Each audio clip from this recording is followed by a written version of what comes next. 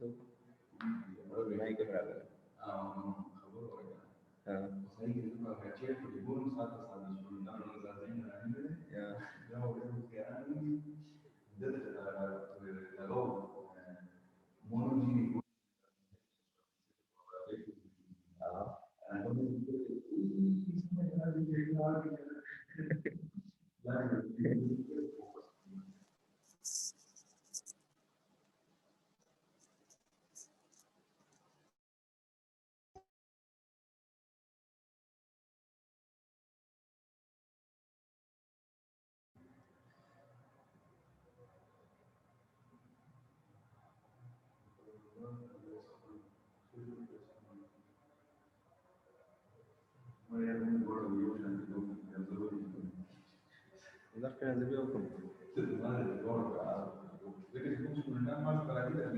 तकरीबन ओके, आवाज आ रही है मेरी? हेलो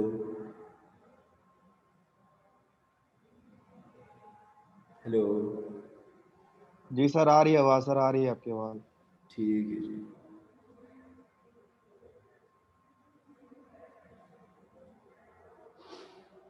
ओके जी, तो रिजल्ट में क्या लिखा हुआ है, ये तो हमारे पास इक्वेशन आ गई, delta x is equal to 4.85 into 10 raised to power minus 3 meter.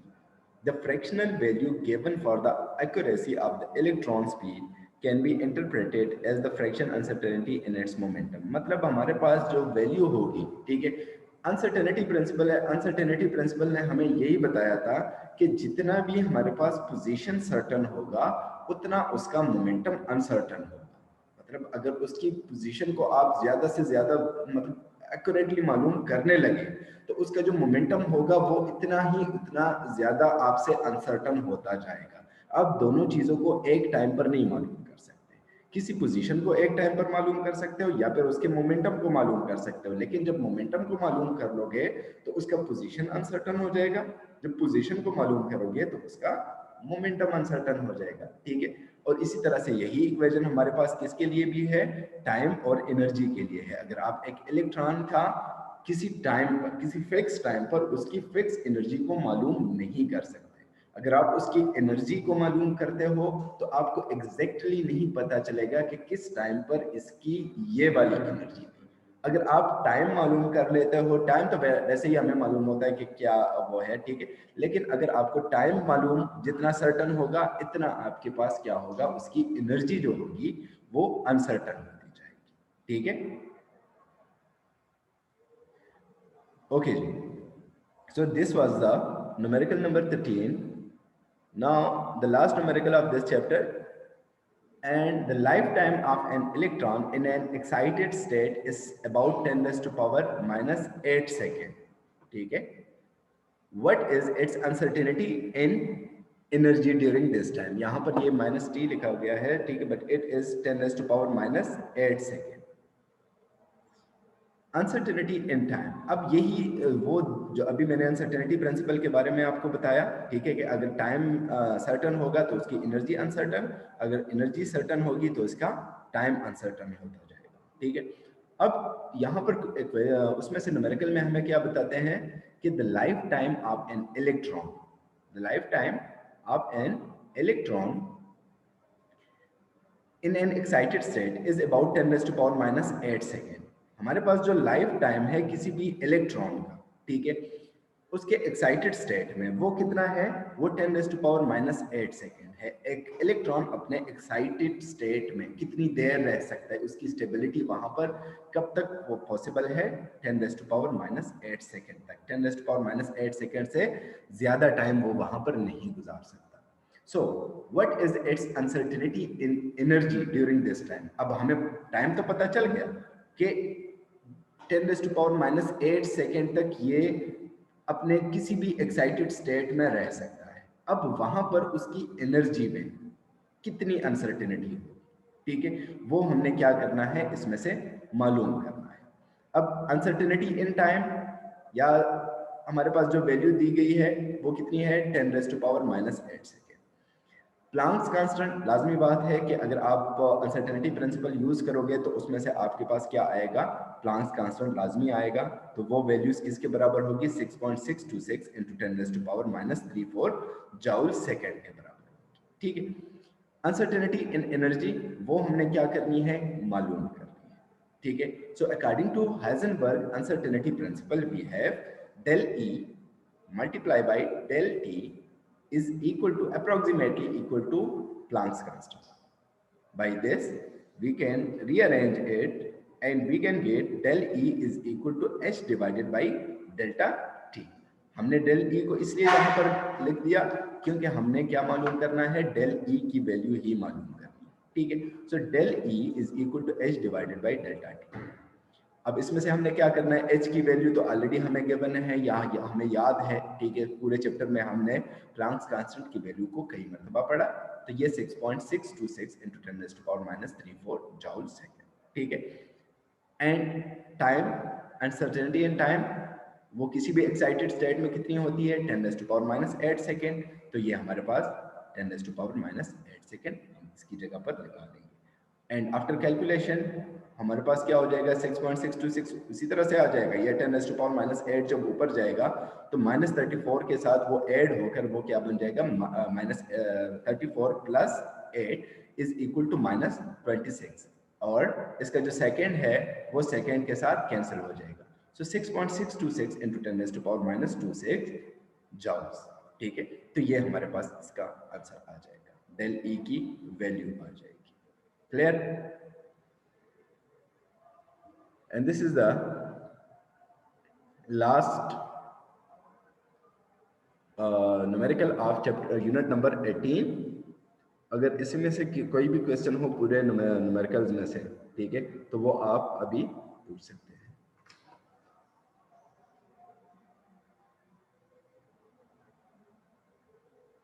Ji cadets, if you have any question, Ehtesham. Sir ये आप लेक्चर्स यूट्यूब के ऊपर दे रहे हैं? जी जी बिल्कुल, इसी के ऊपर जो मैंने आपको वो दिया हुआ है, ठीक है, उसके ऊपर मेरे नाम से ही सर्च कर ले, ठीक है, तो वहां पर आपको आ जाएगा। डेली वाला लेक्चर डेली दे रहे हैं? जी डेली वाला, ये लास्ट एक लेक्चर जो है, ठीक है, वो 2 न्यूमेरिकल थे उसमें से, ठीक है, वो अभी तक अपलोड नहीं हुए, बाकी जो है वो अपलोडेड है। इंशाल्लाह आज वाला भी हो जाएगा, आज बाकी भी हो जाएगा। ठीक है सर। जी सर।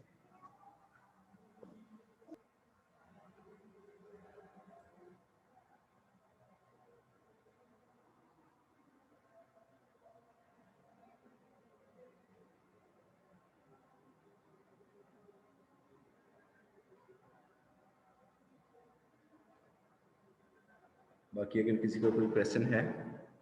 अच्छा, इसके अलावा हमारे पास यूनिट नंबर 17 इलेक्ट्रॉनिक्स है, ठीक है,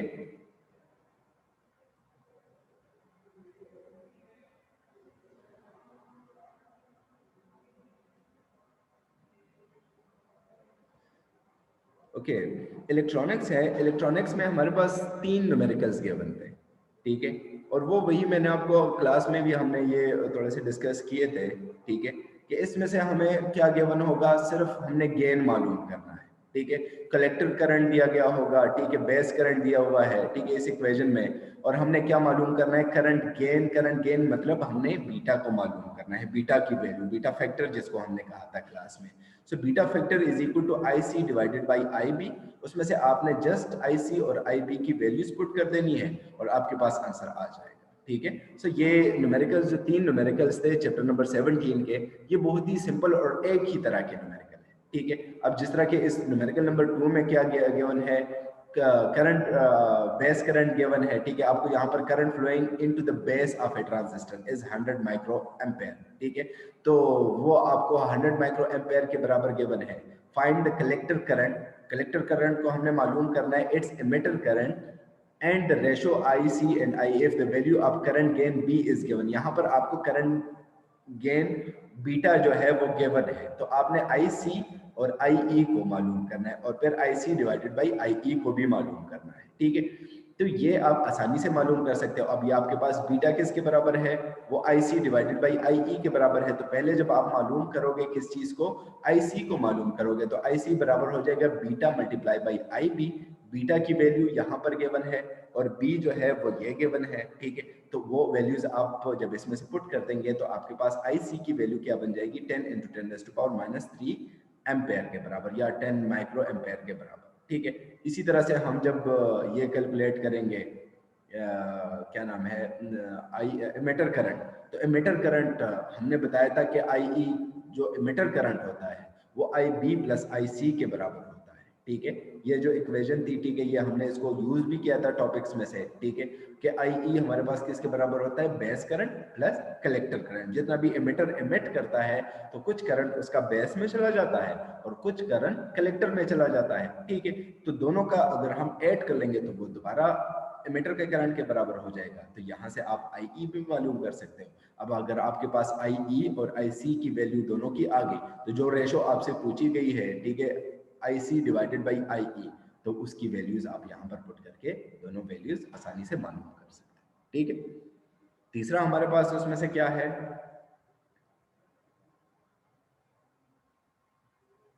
अच्छा, a transistor is connected in CE configuration। एक ट्रांजिस्टर है जिसको हमने कलेक्टर एमिटर, ठीक है, कॉमन एमिटर कॉन्फ़िगरेशन में वो क्या किया गया है, कनेक्ट किया गया है। The voltage drop across the load resistance, load resistance के अक्रॉस कितना वोल्टेज ड्रॉप होता है, 3 किलो ओम के बराबर, इज 6 वोल्ट, ठीक है। वोल्टेज ड्रॉप कितना होगा, 6 वोल्ट के बराबर, और वो रेजिस्टेंस की वैल्यू कितनी है रेजिस्टर की, वो 3 किलो ओम के बराबर है। Find the base current, base current मालूम करना है। The current gain of the transistor is 0 point, current gain दिया गया हुआ है, ठीक है, और साथ में बेस करंट मालूम करना है, ठीक है। तो RC की वैल्यू 3 किलो ओम, ठीक है, वो आपको यहाँ पर गिवन है, ये, ठीक है। Voltage drop eight load VC, ठीक है, कितना वोल्टेज ड्रॉप होगा, वो VC के बराबर है 6 वोल्ट के बराबर, ठीक है। करंट गेन ये हमें गिवन है, कितना है बीटा, वो 0.97 के बराबर है, ठीक है। हमने मालूम क्या करना है, बेस करंट को मालूम करना है। जब बेस करंट को मालूम करेंगे, the current gain B of transistor is B is equal to beta is equal to IC divided by IB, ठीक है। तो IC डिवाइडेड बाई IB को जब हम मालूम करेंगे, उसमें से अब हमने क्या मालूम करना है, हमने IB मालूम करना है। तो IB किसके बराबर हो जाएगा, IC डिवाइडेड बाई बीटा।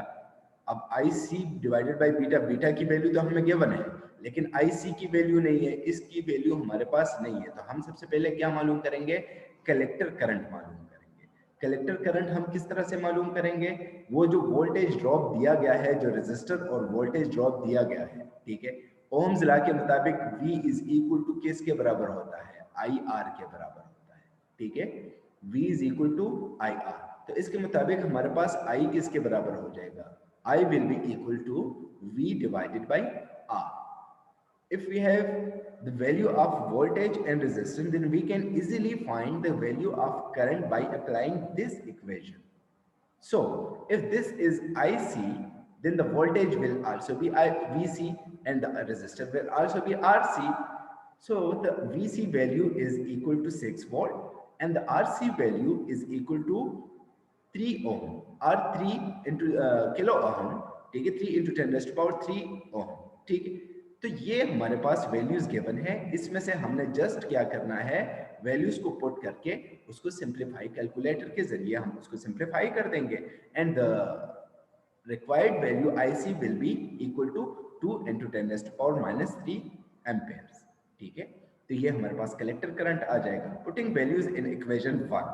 अब हमने ये किस लिए मालूम किया था IC की वैल्यू, ताकि हम इसको इक्वेशन 1 में पुट कर सकें। इक्वेशन 1 में ये वैल्यू हम ऊपर नोमिनेटर में पुट कर देंगे, 2 × 10⁻³ ampere and the beta value is given as 0.97।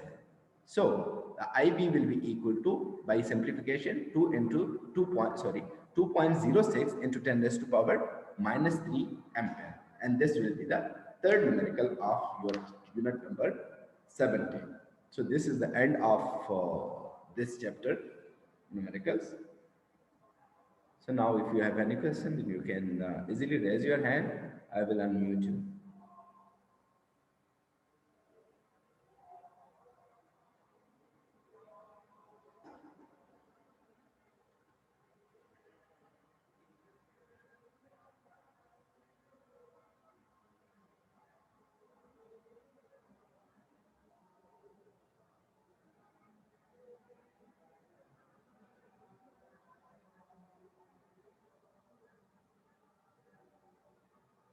Ji, if you have any question, Sohail Ijaz. Sir ji एक बार फिर रिपीट करा दें कौन से वाले? यही वाला सर न्यूमेरिकल। ठीक है, अब देखिए हमें यहाँ पर क्या गिवन है, transistor is connected in common emitter configuration. Common emitter configuration में एक ट्रांजिस्टर को कनेक्ट किया गया है। The voltage drop across the load resistance. अब लोड रेजिस्टेंस जो है उसके लोड रेजिस्टेंस कितना लगाया गया है, 3 किलो ओम्स का लगाया गया है, ठीक है। और उसके अक्रॉस जो वोल्टेज ड्रॉप आता है वो कितना आता है, वो हमारे पास 6 वोल्ट का आता है। बाकी तो हमें करंट वो दिया गया है, ठीक है, बीटा की वैल्यू दी गई है। हम आसानी से बीटा की value, beta is equal to IC divided by IB, ये हम क्या कर सकते हैं, हम आसानी से यहाँ से IB की वैल्यू मालूम कर सकते हैं। बीटा की वैल्यू गिवन है तो ये हमारे पास बन जाएगा IB is equal to IC divided by beta, ठीक है। अब बीटा की वैल्यू तो हमें गिवन है, लेकिन कौन सी वैल्यू नहीं है, IC की वैल्यू नहीं है। IC की वैल्यू हम किस तरह से मालूम कर सकते हैं, वो हम यही जो चीजें हमें दी गई है, ठीक है, और हम रेजिस्टर की वैल्यू दी गई है, रेजिस्टेंस की सॉरी, और जो उसके वोल्टेज ड्रॉप है वो दिया गया है, तो उससे हम आसानी से वो क्या मालूम कर सकते हैं। इस वाले इक्वेशन से ओम्स लॉ के जरिए VC डिवाइडेड बाई RC बन जाएगा, ठीक है, और उसकी वैल्यू किसके बराबर हो जाएगी, IC के बराबर हो जाएगी। तो VC हमारे पास कितना है, जो इसका वो पोटेंशियल ड्रॉप जो है वो आपको बताया गया है 6 वोल्ट के बराबर, ठीक है। और RC की वैल्यू कितनी है, वो बताई गई है 3 किलो ओम, ठीक है, मतलब 3 × 10⁻³ ओम के बराबर, ठीक है। तो ये वैल्यूज यहाँ पर हम पुट कर देंगे, ठीक है। इससे आपके पास क्या वैल्यू आ जाएगी, IC की वैल्यू आ जाएगी। IC की जो भी वैल्यू आएगी वो आप यहाँ पर पुट कर देंगे, और बीटा की वैल्यू तो ऑलरेडी आपको यहाँ पर 0.97 दी गई, ठीक है, तो वो आप यहाँ पर पुट कर देते हैं, तो आपके पास IB की वैल्यू ऑटोमेटिकली आ जाती है, ठीक है। So this is the numerical. अब अगर बाकी किसी को कोई क्वेश्चन है, because we have only 1 minute left.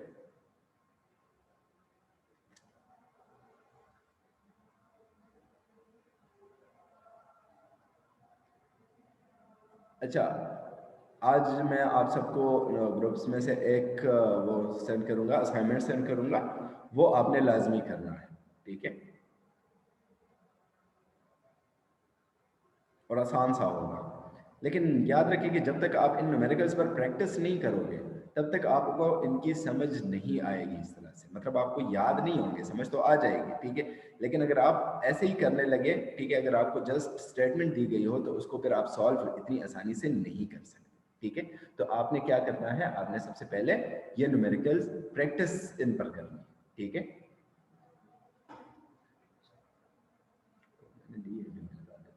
ठीक है, बस अभी क्लास खत्म हो गई। ओके जी, तो असाइनमेंट आपको ग्रुप्स में मिल जाएगी, वो फिर आप क्या कर लोगे, इंशाल्लाह सॉल्व करके, यही न्यूमेरिकल्स में से होंगे, ठीक है, वो आप सॉल्व करके क्या करोगे, मुझे सेंड करोगे। Okay, see you tomorrow at the same time. तब तक अल्लाह हाफिज़।